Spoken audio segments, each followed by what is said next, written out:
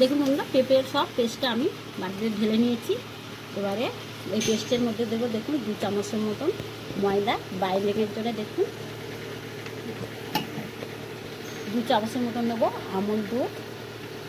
আমুল দুধটা দিলে কী হবে, খেতে কিন্তু অনেকটা খুবই ভালো লাগবে। এবার একটু নুন দিয়ে দিই, স্বাদ মতন লবণ দিলাম। এবার সব কটা উপকরণ একটু ভালো করে মেখে নেব।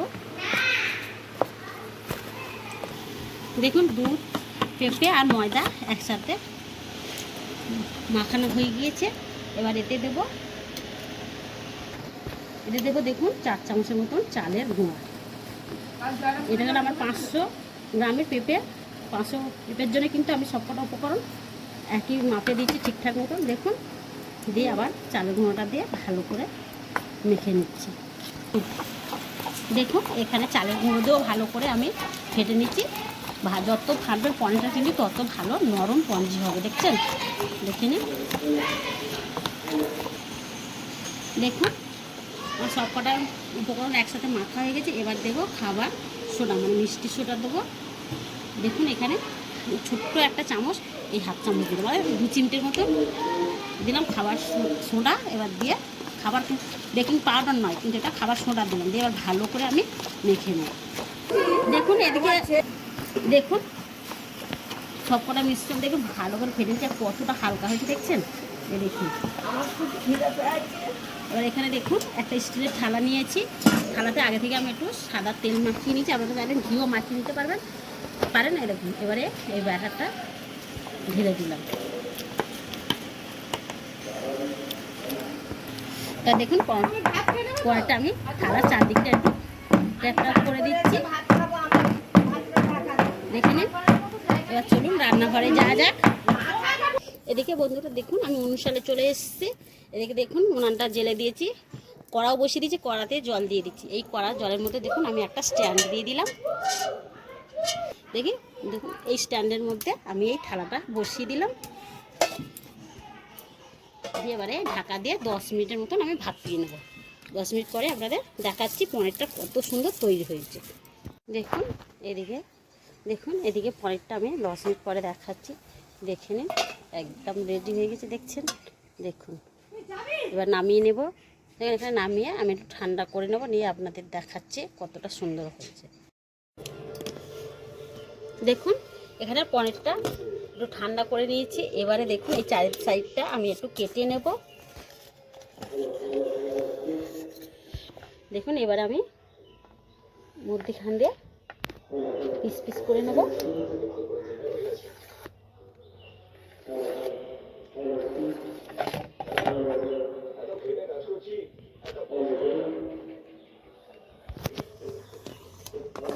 দেখুন আমার কাটা হয়ে গেছে। এবারে একটা তুলে আপনাদের দেখাচ্ছি।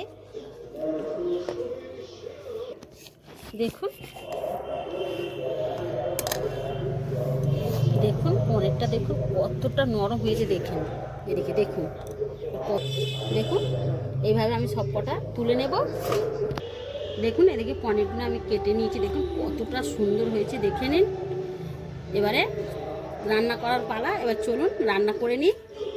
দেখুন এখানে কড়া বসিয়ে দিয়েছি আগে থেকে, কড়াতে তেলও দিয়েছি। এবার একটু আমি ভেজে নেব।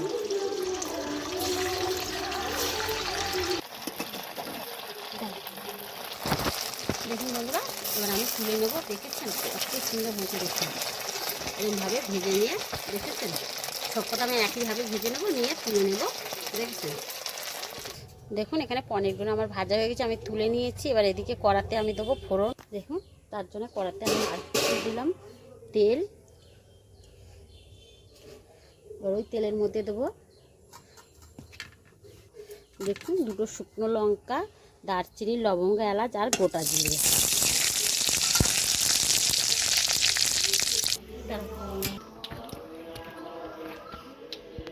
দেখুন ফোড়ন কটা সব ভাজা হয়ে গেছে। এবার দেবো আমি 1 চিমটের মতন হিং দিলাম, যেহেতু নিরামিষ করবো হিংটা এবারে ভেজে নেব। দেখুন হিংটা ভাজা হয়ে গিয়েছে। দেখুন এখানে বেটে রাখা দিলাম আদা 1/2 চামচের মতো, আর একটু ভেজে নেব।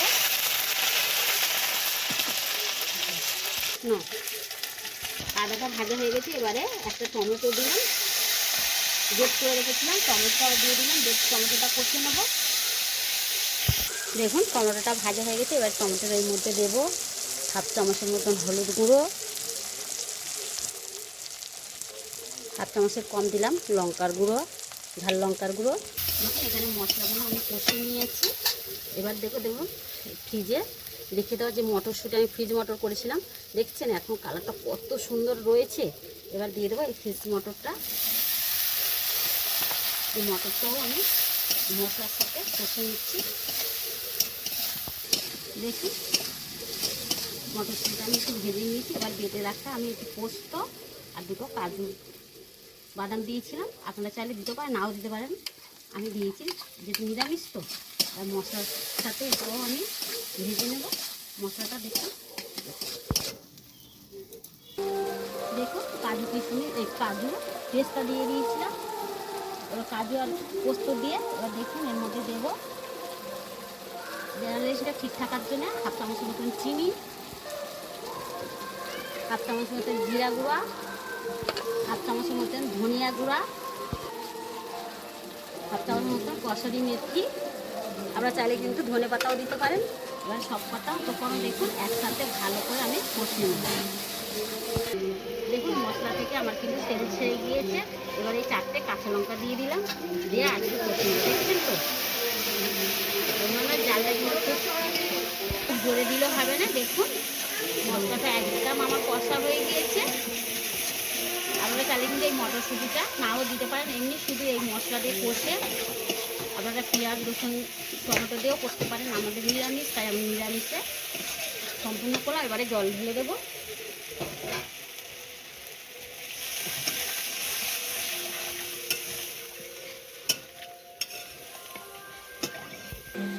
দেখুন বন্ধুরা ঝোলটা ফুটে গিয়েছে। এবার দেখছি হাফ চামচের মতন লবণটা কিন্তু আমার দিতে খেয়াল ছিল না, তাই আমি লাস্টেই দিলাম, আপনারা কিছু মনে করবেন না। দেখুন আমার দেখুন ঝোলটা একদম ফুটে গিয়েছে। এবারে ভেজে রাখা পনিরগুলো দিয়ে দেবো, দিয়ে 1 মিনিটের মতন ফুটিয়ে নেবো। দেখুন সব শেষে দিয়ে দেবো 1 চামচের মতন ঘি দিয়ে দিলাম, হাফ চামচের মতন গরম মশলা। এবার আমি নামিয়ে নেব। আরেকবার বলো। এবার আমি নামিয়ে নেব। দেখুন কতটা সুন্দর হয়েছে, দেখুন এই পনিরের তরকারিটা দেখেছেন, দেখুন আর কতটা সুন্দর হয়েছে। দেখুন আর প্রতিটা পনির কিন্তু গোটা গোটা রয়েছে, দেখছেন।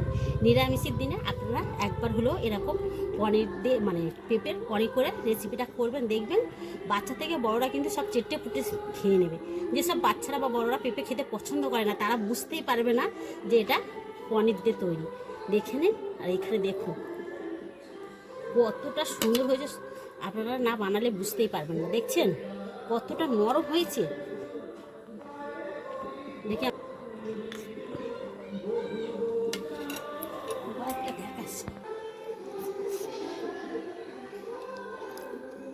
খুব সুন্দর হয়েছে বন্ধুরা। আপনারা একবার হলো এরকম বাড়িতে পনির রান্না করে দেবেন, কেউ বুঝতেই পারবে না এটা পেঁপে দিয়ে পনির তৈরি করা। প্রতিটা পনির দেখুন কত সুন্দর গোটা গোটা রয়েছে, কেউ বুঝতেই পারবে না এটা পেঁপে দিয়ে তৈরি। দেখেছেন একদম নিরামিষের দিনে একবার হলেও আপনারা কিন্তু এরকম পেঁপের পনির তৈরি করে আপনারা রান্না করে দেখবেন, বাচ্চা থেকে বড়রা খুব পছন্দ করে খাবে। আশা করি আপনাদের কিন্তু এই রেসিপিটা ভালো লাগবে। চলুন আমার দেওরকে দিয়ে, আমার দেওর বাইরে থেকে এসছে, তাকেই একবার খাইয়ে ট্রাই করে দেখি কতটা সুন্দর হয়েছে। নাও খাও, খেয়ে বলো কেমন হয়েছে। আরে বৌদি এই পনির খাচ্ছি, অরিজিনাল পনিরের মতো লাগছে। বাহ খুব ভালো হয়েছে। তাহলে এরকম নিরামিষ তোমরা ওখানে রান্না করে দেখবে। হ্যাঁ ব্যাপক। বাহ।